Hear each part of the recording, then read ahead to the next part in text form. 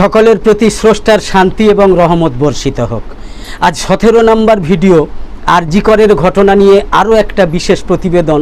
শক্ত খুঁটিতে দড়ি বাঁধা থাকলেই এমন দুঃসাহস সম্ভব শিরোনামে একটা প্রতিবেদন নিয়ে আমি জাকির হোসেন শেখ আমার নতুন ইউটিউব চ্যানেল এবং ফেসবুক পেজ জাকির হোসেন শেখ অফিসিয়ালে আপনাদের আমন্ত্রণ এবং স্বাগত জানাচ্ছি। প্রথমেই বলে নিই যে আমাদের লক্ষ্য এবং উদ্দেশ্য হলো কারোর সঙ্গে শত্রুতা নয়, কিন্তু অন্যায়ের বিরুদ্ধে লড়াইয়ে জাতি, ধর্ম, বর্ণ, দল, মত নির্বিশেষে এমনকি পরিবার পরিজন, নিকটাত্মীয় বা বন্ধুবান্ধব সহ কারোর সঙ্গেই আপোষ নয়, সত্য কথাটা বলেই যাব। এই লক্ষ্য এবং উদ্দেশ্য নিয়েই আমাদের নতুন চ্যানেলের পথ চলা শুরু হয়েছে, যা আপনাদের সমর্থন এবং সহযোগিতা ও ভালোবাসা ছাড়া কোনোভাবেই সম্ভব নয়।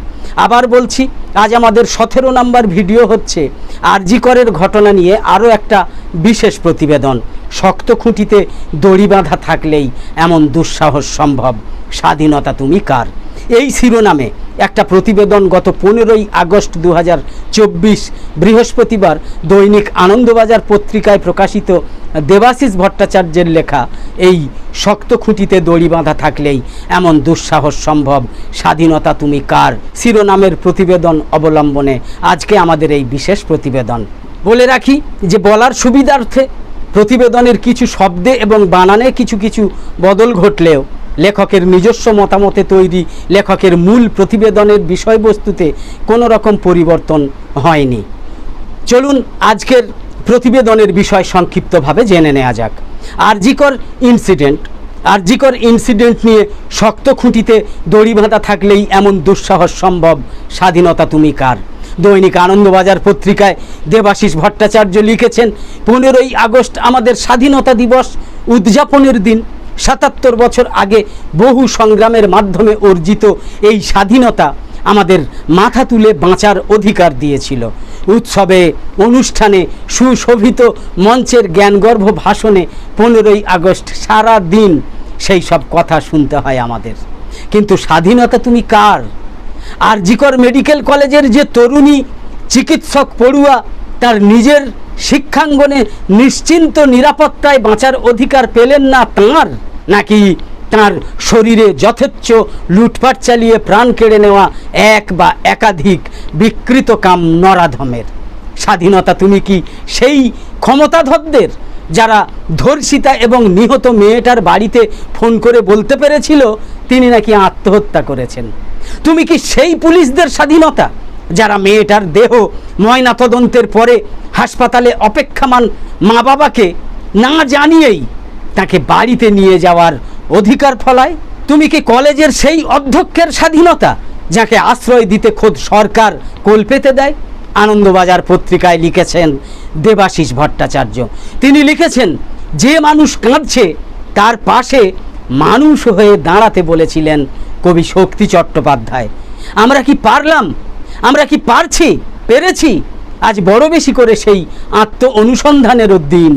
আরজি করের ঘটনার হাড় হিম করা অনুভব এখনও আমাদের বোধকে স্তম্ভিত করে রেখেছে। আমরা এখনও বুঝতে পারছি না আরও কি তথ্য সামনে আসবে। আমরা সঠিক জানি না ধর্ষক এবং খুনি একজন নাকি একাধিক। জানি না ঘটনায় ধৃত অমানুষটা কোথা থেকে কার বরাভয়ে পুষ্ট হচ্ছিল। আশ্চর্য লাগে এই রকম ঘৃণ্য কীটের পরিচয় প্রকাশ করতে পুলিশ ঢোক গিলেছে কেন? কিসের শঙ্কা, কিসের ক্লেশ? হাঁড়ির মুখ বন্ধ রাখতে চাওয়ার এই অপচেষ্টা কিসের ইঙ্গিত? কাউকে কি আড়াল করার চেষ্টা? তবে জানা যাচ্ছে কিন্তু অনেক কিছুই। যেমন ওই ব্যক্তি কলকাতা পুলিশের সিভিক ভলেন্টিয়ার, থাকতো পুলিশের একটা ব্যারাকে। আদতে সে নাকি প্রতিবেশী হিন্দিভাষী রাজ্যের বিভিন্ন হাসপাতালে অবাধ যাতায়াত এবং নারী নক্ষত্র জানার কোট স্বাধীনতা সে পেয়েছিল অবশ্যই তার প্রশ্রয়দাতাদের কল্যাণে। তার জীবনধারায় মদে চুর হয়ে থাকা, যৌনপল্লীতে যাতায়াত, পর্নোগ্রাফি চর্চা ইত্যাদি তথ্য মিলছে। ওই রাতের ঘটনার পরে ব্যারাকে চলে যাওয়ার দুঃসাহসও দেখিয়েছিল সে। সিভিক ভলেন্টিয়ার হিসাবে কাদের নিয়োগ করা হয় আজকের বাংলায় তা ব্যাখ্যা দিয়ে বলতে হবে না। সরল সত্যি হলো, হনুমানের বুক চিরে রাম দেখানোর কাহিনীর মতোই সিভিকদের পোশাকের নিচে আরও একটা অদৃশ্য জামা থাকে। সেই জামাটা ঔদ্ধত্যের, যথেচ্ছাচারের ছাড়পত্র। রোজকার জীবনে, রাস্তার ট্রাফিকে গাড়ি রাখার পার্কিংয়ে বা কোনো গেটের নিরাপত্তায় নিযুক্ত সিভিকদের দুর্ব্যবহারের সঙ্গে পরিচিত অনেকেই। সবাই না হলেও তাদের একাংশ তোলাবাজির ভঙ্গিতে টাকা আদায়ে সিদ্ধহস্ত। ইদানিং তো আইনকে কলা দেখিয়ে লাঠি তুলে মারতেও দেখা যাচ্ছে সিভিক ভলান্টিয়ারদের। রং দেখে নিয়োগ না হয় বোঝা গেল, কিন্তু যাদের সিভিকের তকমা দিয়ে বাজারে নামিয়ে দেওয়া হচ্ছে তারা কে? পুলিশের প্রক্রিয়ায় এই সব যাচাই করা হবে এটুকু তো প্রত্যাশিত, অথচ ওসব কিছুই হয় না। অন্য কোনো কার্যকর পন্থায় কাজ মেলে। সিভিক সঞ্জয়ের অসংযত জীবনযাত্রাও একদিনে তৈরি হতে পারে না, অভ্যাসে হয়। প্রশ্ন হলো, পুলিশের ঠিকানায় বাস করে দিবারাত্র পুলিশের ছাদনাতলায় ওঠা বসা করে সে এটা চালিয়ে গেল কি করে? যারা তাকে পুষেছে, এটা কি তাদের অন্ধত্ব নাকি অপদার্থতা? হতে পারে দুয়ের কোনোটাই নয়। আসলে এটা হয়তো ওই দুষ্কৃতির খুঁটির জোর।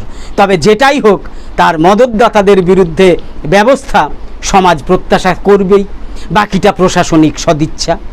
এবার ফিরে যাওয়া যাক আরজি করে। আমরা জানি চিকিৎসক তরুণীর পৈশাচিক খুনের পরে ঘরে বাইরে চাপের মুখে অধ্যক্ষ সন্দীপ ঘোষ শেষ পর্যন্ত কোট আনকোট নৈতিক দায় মেনে নিজেই পদত্যাগ করতে চেয়েছিলেন। সরকার তাকে আগলে রেখে কাজে ফিরিয়েছিল কেন? কে তিনি? কত বড় প্রশাসক, কত মহান চিকিৎসক, কতখানি ছাত্রদরদি, যাকে ছাড়তেই পারে না সরকার। স্বাস্থ্য প্রশাসনের অন্দরে কান পাতলে খুঁটির কথা ভেসে আসে এখানেও। সত্যি মিথ্যে স্বাস্থ্যেশ্বর জানেন, তবে শুনতে পাওয়া যায় কোথাকার কি এক নর্থ বেঙ্গল লবির দাসত্ব মানলে ওই দুনিয়ায় নাকি অনেক কিছুই সম্ভব। বস্তুত এর আগেও দেখা গিয়েছে, একবার আরজি করের অধ্যক্ষ পদ থেকে সরানোর অল্প দিন পরেই স্বপদে সেখানেই ফিরে এসেছিলেন ওই সন্দীপবাবু। বিষয়টাকে তখন তৃণমূলের আভ্যন্তরীণ বিবাদের আওতায় ফেলা হয়েছিল। এবার নিজে চাকরি ছাড়তে চেয়ে পারেননি। অত বড় কাণ্ডের পরেও শীর্ষকর্তারা গোড়ায় তাকে আরজি করেই রাখতে চেয়েছিলেন। পরে তার পদত্যাগের ইচ্ছা এবং আরজি করের জটিল অবস্থা বুঝে তাকে সরানো হয় ন্যাশনাল মেডিকেলের অধ্যক্ষ পদে। অর্থাৎ হাইকোর্ট তাকে লম্বা ছুটিতে পাঠানোর আগে পর্যন্ত অধ্যক্ষ পদটাই তার বহাল ছিল। অবাক লাগে, একটা মেডিকেল কলেজে পড়ুয়াদের সুরক্ষা এবং আনুষঙ্গিক পরিষেবা নিশ্চিত করতে যিনি ব্যর্থ, তাকেই অন্য কলেজে অধ্যক্ষ করতে যাওয়া, তাও আবার অগ্নিগর্ভ পরিস্থিতির মধ্যে। এর চেয়ে বড় প্রহসন আর কি হতে পারে? মৃতার মা বাবার বক্তব্যে জানা যাচ্ছে, তাদের নির্যাতিতা মেয়ের রক্তাক্ত দেহ যখন হাসপাতালের সেমিনার রুমে পড়ে রয়েছে, তখন নাকি এই হাসপাতালেরই সহকারী সুপার পরিচয় দিয়ে কেউ ফোন করে বলেছিলেন তাদের মেয়ে আত্মহত্যা করেছেন। ঘটনার পরে ৩-৪ দিনেও সেই তথ্য যাচাই করা হয়েছিল কি? পুলিশ কি নির্দিষ্টভাবে বলতে পেরেছে ওই ফোন কার ছিল? বোধ হয় না। কিন্তু এটা যাচাই করা পুলিশের পক্ষে খুব শ্রমসাধ্য বা সময় সাপেক্ষ ছিল কি? আসলে কোনো ঘটনার অভিঘাত যখন চরমে পৌঁছয়, প্রতিটা দিন, প্রতিটা ঘন্টা সেখানে দামি। বিশ্বাস করি দীর্ঘদিন মাঠে ময়দানে লড়াই করে উঠে আসা মমতা বন্দ্যোপাধ্যায় এটা সবার চেয়ে ভালো বোঝেন। একথাও ঠিক, বিরোধীর আন্দোলন এবং প্রশাসকের দায়বদ্ধতার মধ্যে ফারাক আছে। তবে প্রতিবাদের ব্যাপকতা বুঝে শাসককে কখনো রক্ষণাত্মক হতে হয়। মমতা বন্দ্যোপাধ্যায় জানেন নন্দীগ্রামে বুদ্ধদেব ভট্টাচার্য ওই ভুল করেছিলেন।